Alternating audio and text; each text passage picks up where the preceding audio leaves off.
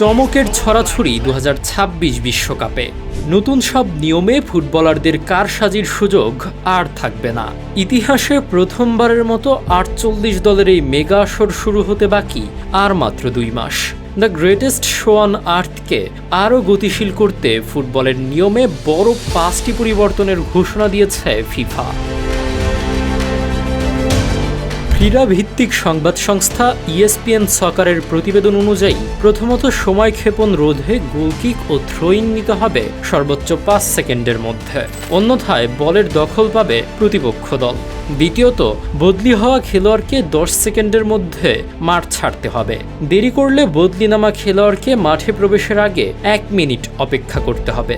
ওই সময়টুকু দলকে খেলতে হবে ১০ জন নিয়ে।